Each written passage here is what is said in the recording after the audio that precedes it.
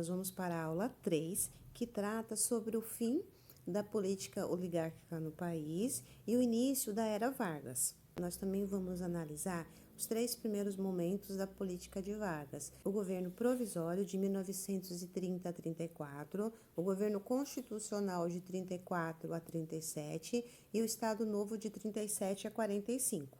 Mas e essa política oligárquica relacionada à política do café com leite, a representação dos coronéis nesse cenário político? Quando que ela teve fim?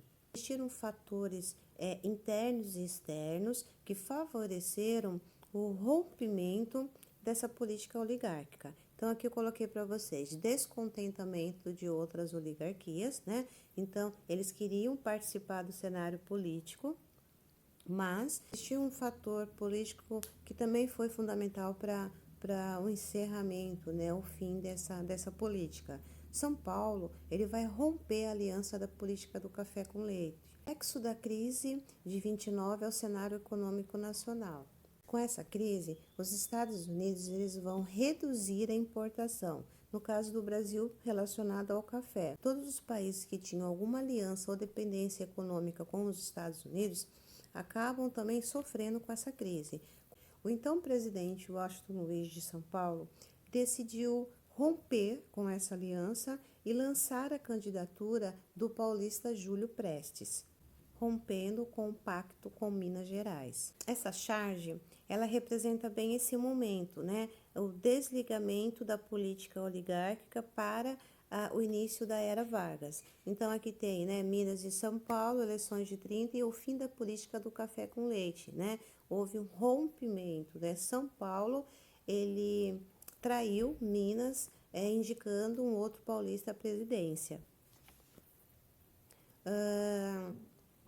Aqui, vai mostrar que com esse rompimento, com essa traição, o estado de Minas Gerais se alia aos gaúchos e eles formam a Aliança Liberal, lançando Getúlio Vargas, gaúcho, à presidência e João Pessoa, da Paraíba, como vice.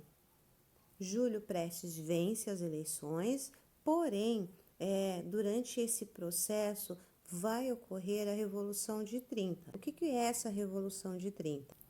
A Aliança Liberal alega fraude eleitoral. Nesse mesmo momento, vai ocorrer o assassinato de João Pessoa, que é considerado o estopim para o início dessa Revolução de 30. Nesse momento, Getúlio Vargas, militares, né, e adeptos das camadas sociais, eles vão tomar o poder.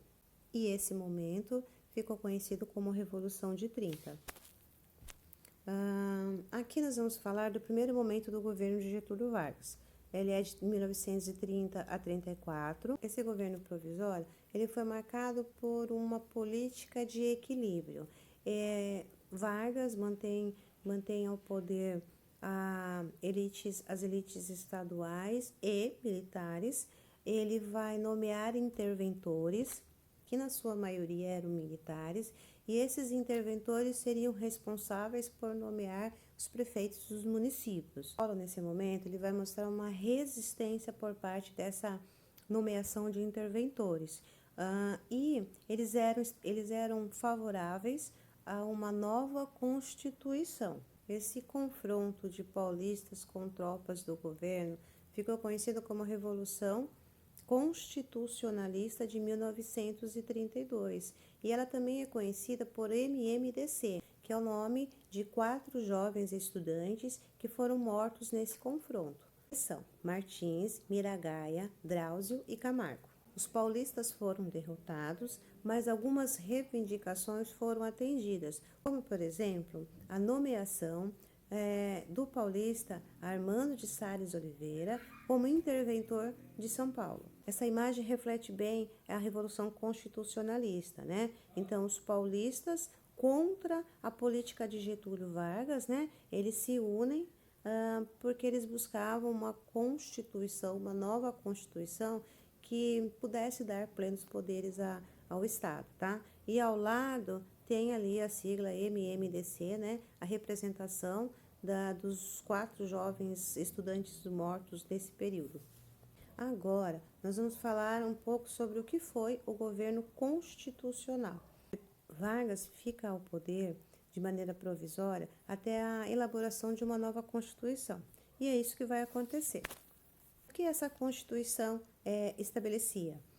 O voto feminino, né? A partir desse momento, as mulheres passam a ter direito ao voto e o voto para todos, né, maiores de 18 anos, como é estabelecido por lei ainda hoje. Os direitos trabalhistas, né? Então, férias, descanso remunerado, descanso semanal remunerado, né? Só que ainda nessa Constituição, né, durante esse processo, ela previa que Getúlio Vargas seria eleito de forma indireta até 1938. A partir de 1938, ocorreriam novas eleições de forma direta, né, pelo povo, e assim eles escolheriam um novo representante. Nesse momento, vão surgir duas correntes políticas no cenário nacional. As correntes, elas surgiram em decorrência da crise de 29. Elas buscavam o desenvolvimento político, econômico e social do país, só que cada um com uma ideologia, cada um com uma proposta. Aqui nós temos a AIB, Ação Integralista Brasileira, e ela era composta por quem? Nacionalistas que eram adeptos a regimes totalitários como o nazismo e o fascismo. Eles eram contra a democracia e principalmente o comunismo.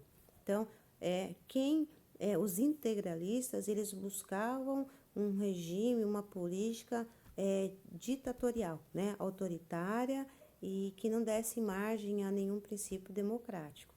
E a ANL, o que ela representava? A Aliança Nacional Libertadora. Ela também buscava princípios nacionalistas, né? Mas como, por exemplo, a nacionalização das empresas, né? Uma reforma agrária, melhor distribuição de terras e um governo popular, um governo para todos. Ela recebia influências anarquistas, comunistas e socialistas. A ANL, ela foi responsável por uma revolta a fim de instituir um novo governo no país com base nos seus princípios, que ficou conhecido pela imprensa como intentora comunista. Getúlio Vargas, ele vai se apropriar desses ideais anarquistas, comunistas e socialistas para lançar a ideia de que o país é formado por uma corrente comunista. Esse momento ficou conhecido como Plano Cohen. Na verdade, esse Plano Cohen, ele não foi desenvolvido por ideais comunistas. Ele foi um golpe, né? Ele foi redigido pelo próprio Exército por Olímpio Mourão Filho, integralista e chefe do Exército. Essa imagem mostra a representação do novo momento da história de Getúlio Vargas. Vou passar para o próximo. O Estado Novo, né? É o novo momento da história em que nós vamos perceber um governo ditatorial, autoritário. Getúlio Vargas, ele vai lançar uma política com inspirações dos regimes totalitários. Próxima. Tá. Ao mesmo tempo, Getúlio Vargas, ele vai incentivar a industrialização no país e garantir os direitos trabalhistas, né? Então, nós costumamos dizer que ele mantinha uma política de equilíbrio ainda, né? O Getúlio Vargas, nesse momento do Estado Novo, ele busca manter um equilíbrio entre a indústria, né, os ricos e o pobre. Essa imagem mostra o incentivo de Getúlio Vargas ao setor industrial. Ele vai criar o Conselho Nacional do Petróleo, a Companhia Vale do Rio Doce, a Hidrelétrica de São Francisco, a Companhia Siderúrgica Nacional, que foram fundamentais para o desenvolvimento industrial do país. Aqui mostra o desenvolvimento industrial e a imagem de um convênio popular. Nesse momento que ele incentiva a industrialização no país, que ele incentiva as correntes trabalhistas, né, que ele incentiva aos direitos trabalhistas e promove o ensino público, ele vai ser considerado um governo popular. Getúlio Vargas, ele vai reforçar o seu caráter autoritário com a criação do DOPS e da Lei de Segurança Nacional, como forma de reprimir a oposição. Para Vargas, era importante esse reflexo internacional de sua política que valorizava o popular, o trabalhador e exaltar a identidade nacionalista de seu governo. Essa ideia de identidade nacional, ela já era presente entre os setores intelectuais e artistas, inspirados na Semana de Arte Moderna de 1922. Por meio desse movimento, Vargas começa a incentivar a arte que exalte a estética modernista de seu governo. Próximo. E os indígenas? Como eles foram vistos por Vargas? Que política ele desenvolveu a fim de atender a comunidade indígena? Com o discurso de unificar a nação e levar desenvolvimento e civilização a todos os povos, ele vai criar o Conselho Nacional de Proteção aos Índios. Essa política ela enaltecia os indígenas ao símbolo de brasilidade, ao mesmo tempo inserindo-os ao contexto social. Porém, essa ação ela não foi bem vista. Por quê? Eu até coloquei a pergunta: brasilidade ou desrespeito com a cultura indígena? Então, na verdade, Getúlio Vargas ele desrespeitava os interesses culturais presentes nessas comunidades indígenas, tratando-os como incapazes do poder de decisão. Vargas se apropriou do rádio como forma de desenvolver a sua propaganda. Ele criou o DIP, Departamento de Imprensa e Propaganda, órgão responsável por coordenar as propagandas do governo, incentivar canções que exaltassem o trabalho.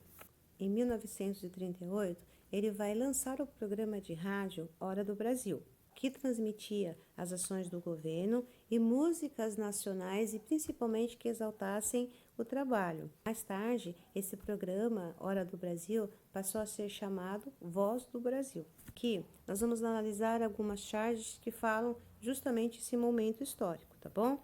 Então tem a história de um governo. Obviamente essa charge ela representa Vargas, só que a face, né, a expressão facial e o ano que representa cada quadro vai falar de 1930 a 1937, são representações, expressões faciais que representam um momento histórico. Então, a atividade para vocês próxima aula, nós vamos estudar o fim do Estado Novo e os últimos anos de governo e de vida de Vargas, ok? Então, por hoje é só, até a próxima!